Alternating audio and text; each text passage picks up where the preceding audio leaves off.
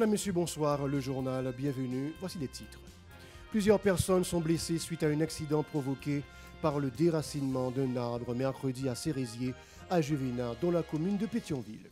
2 morts et une arrestation lors d'une opération policière mardi à Tomazo, où s'est réfugié Lamont-Sanjou, le chef du gang 400 Marozo. Mathieu Thomas Albert Logui et Rosnika Émile, membres présumés du gang 400 Marozo, ont été arrêtés mardi à Jacmel. L'ex-policier Jerry Archange Lecomte a été blessé par balle, un chauffeur de taxi-moto suite à une altercation dans la nuit du 16 au 17 août à Petit-Gouave. Les résidents de l'aire métropolitaine de Port-au-Prince ne cessent de s'insurger contre la crise fictive du carburant sur le marché local. Vers la participation d'Haïti à la Coupe du Monde Antioquie en septembre prochain, le bureau du secrétaire d'État à l'intégration des personnes handicapées et ses partenaires organisent le 19 août à Pétionville une opération de levée de fonds au profit de la sélection nationale des amputés. Madame, Monsieur, restez avec nous pour le développement. Si vous jugez que cette vidéo est intéressante, n'hésitez pas à liker et partager la vidéo. Et surtout, n'oubliez pas de vous abonner à cette chaîne et activer la cloche de notification pour ne pas louper aucune de nos vidéos. Madame, Monsieur, de retour et comme annoncé en titre, plusieurs personnes sont blessées suite à un accident provoqué par le déracinement d'un arbre mercredi à Cérésier, à Juvénat, de la commune de Pétionville. Les blessés ont reçu les soins que nécessite leur cas. Plusieurs maisons ont été endommagées. Les fortes pluies qui se sont abattues sur le département de l'Ouest sont à l'origine de cette chute. La police continue de traquer les malfrats du gang 400 Marozo. 2 individus ont été abattus mardi lors d'une opération policière à Tomazo, où s'est réfugié Lamont-Sanjou, le chef de ce groupe armé qui ne cesse de terroriser les gens en multipliant les cas d'assassinat et de kidnapping. On a aussi appris l'arrestation d'une prêtresse du vaudou appelée Tipoun et qui serait la concubine de Lamont-Sanjou. Plus loin, à Onsagalais, les agents de l'ordre ont procédé à l'arrestation du gangster présumé Tony Philémon alias Tête Clorox. Il était basé à Canaan. Plusieurs de ses complices ont pris la poudre d'escampette. Sachez aussi que l'ex-policier Jerry Archange Lecomte a été blessé par balle, un chauffeur de taxi-moto, suite à une altercation dans la nuit du 16 au 17 août à Petit-Gouave. La victime a été atteinte de 2 projectiles à la jambe, selon des témoins. Le collectif des avocats pour la défense des droits humains CADO se veut être critique vis-à-vis du système judiciaire, dont la faiblesse se caractérise notamment par la détention préventive prolongée.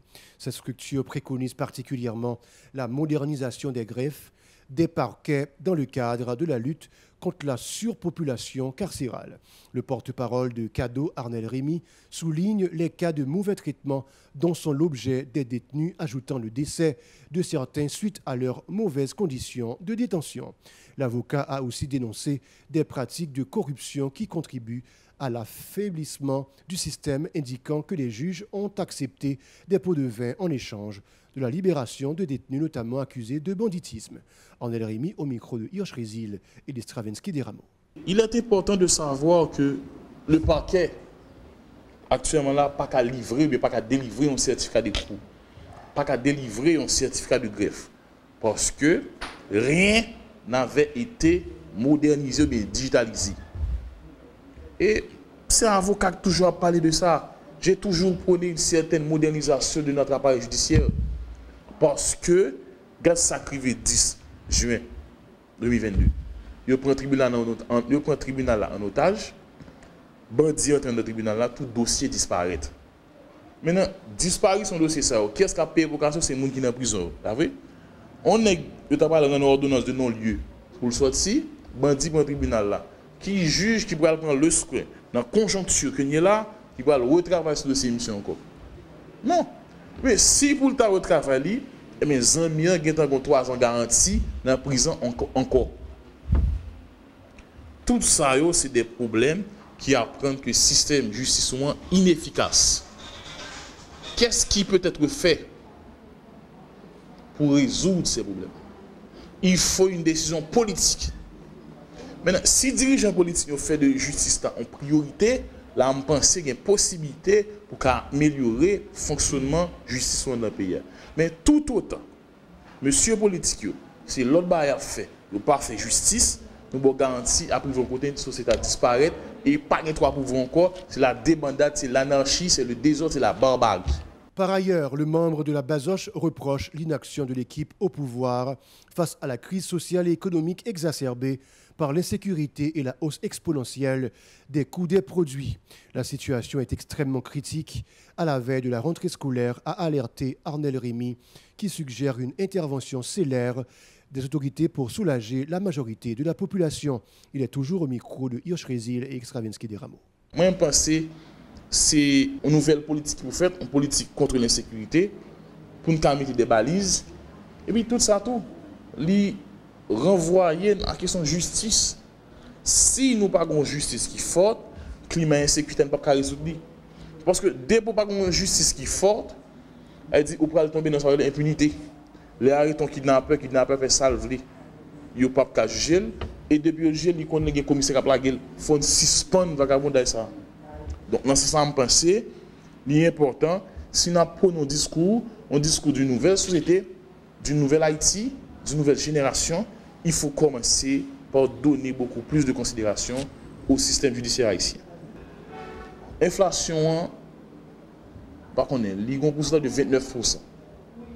$100 américains, 16 000 gouttes, 17 000 gouttes.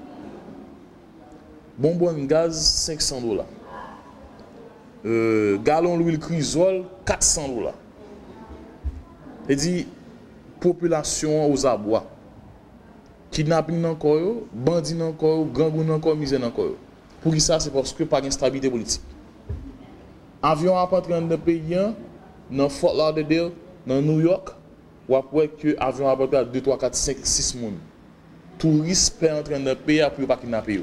Le bureau du secrétaire d'État à l'intégration des personnes handicapées, en partenariat avec le ministère de la Jeunesse, des Sports et au service civique MJSAC, et le bureau de l'Organisation des Nations Unies pour l'éducation, la science et la culture UNESCO en Haïti organise le 19 août à Pétionville une opération de levée de fonds au profit de la sélection nationale des amputés attendue à la Coupe du Monde en Turquie en septembre prochain. Lors d'une conférence de presse mercredi, le secrétaire d'État, Génard Joseph, a insisté sur l'importance de cette activité non seulement pour le sport national, mais aussi pour cette catégorie sociale. Il est au micro de Vladimir Prédeville et Josué François. Il a continué à batailler, même j'ai cette pour nous faire l'honneur à Haïti chez lui. Donc, peut-être ce jeune, il demandait que tout le monde dans le pays a voté contre pareil.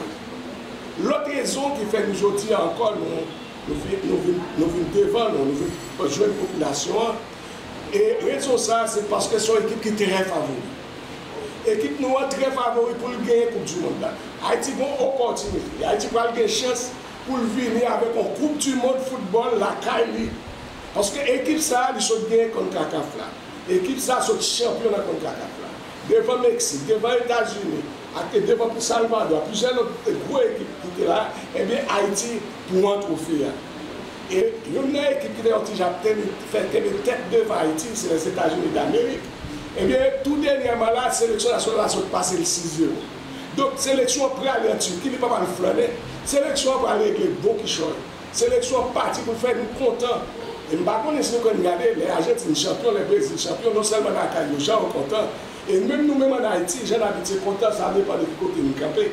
Et puis, fois ça, opportunité que sélection football nous a offre nous, c'est opportunité pour nous avoir beaucoup du monde.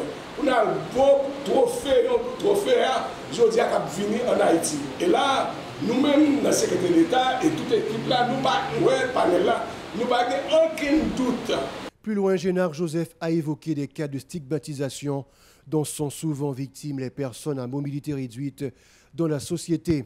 Il appelle à la collaboration de tous les secteurs à la lutte pour la défense des droits des personnes à besoins spéciaux. M. Joseph dit souhaiter la réussite de l'activité du 19 août en vue de confirmer la participation du pays à la Coupe du Monde de Turquie. Il est toujours au micro de Vladimir Prédeville et je suis Philippe François. L'équipe ça, aujourd'hui, Haïti a besoin de projeter, besoin d'image positive ça. Que mon habité, qui a fait partie de mon situation de vulnérabilité, et bien aujourd'hui, nous demandons que nous-mêmes, tout le monde dans la société, t'as porté appui pour montrer qu'ils ont apprécié le gros effort qu'ils ont fait. En plus, on connaît effectivement, là où on a un handicap, ce n'est pas ni une malédiction ni une malédiction. Mais pour on sortir d'un handicap, il faut faire pile effort. Et les gens qui ont un handicap, on recevoir un cartouche, ou bien font accident, ou bien font stroke, une situation quelconque qui met tel en situation d'handicap. Pour le prendre courage, pour le prendre force. Et je dis à vous, vous tourner une star.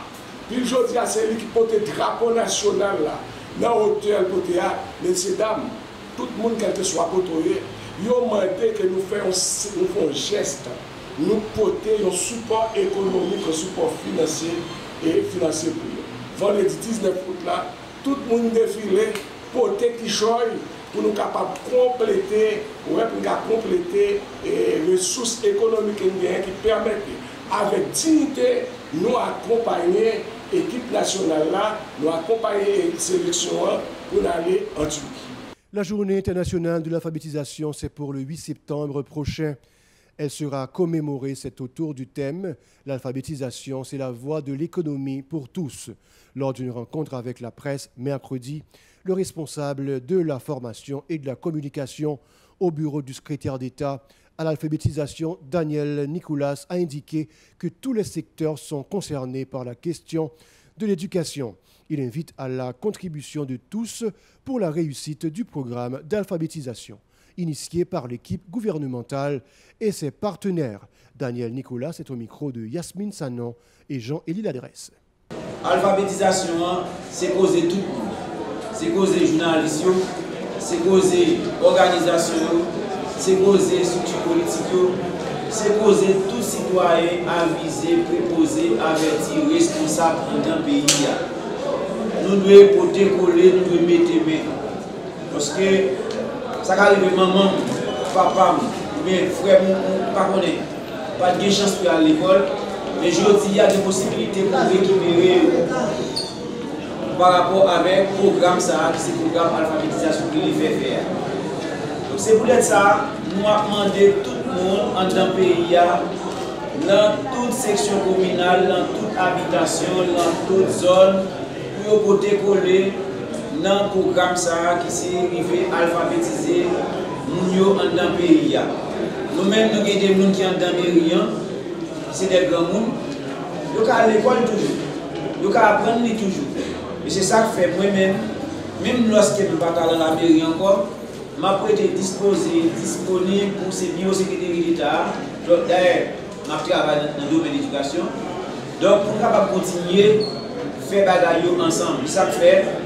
Chaque citoyen qui est invité là, je dis à venir, ce n'est pas une simple formalité ou une responsabilité. Pour sa part, Martha Ketteline François encourage les intéressés à intégrer le programme d'alphabétisation, soulignant que le développement du pays dépend notamment de l'éducation des citoyens. Elle est toujours au micro de Yasmine Sanon et de Jean-Élie Ladresse. L'évaluation, c'est un restrictif. Le secrétaire d'État mettait campé dans l'idée pour renforcer le travail d'éducation en Haïti. Surtout, éducation non formelle. Limiter direction ça campé, une façon pour renforcer le travail et l'éducation en alphabétisme. Pour ça, nous avons cherché à joindre un plus bon résultat. Dans l'apprentissage, chaque monde qui ne pas lire écrit et qui prend décision pour continuer pour faire ça. En deux directions, ça, nous joignons un service d'évaluation et de supervision et nous joignons tout un service validation programme à certification. C'est une obligation pour tout le monde qui apprendre, évaluer connaissances à compétences. Le monde pas apprendre pour évaluer, mais le monde évaluer pour apprendre plus bien et puis plus. Direction évaluation dans ce sens-là, l'IGG ni sur apprenant qui dans le centre d'alphabétisation, l'IGG ni sur moniteur encadreur et l'IGG ni sur formateur superviseur. Madame, Monsieur, c'est la fin de ce journal. Suivez-nous sur Play TV chaîne 95 et sur l'application Radio Télé Pacifique et sur Free depuis la France, la chaîne 434.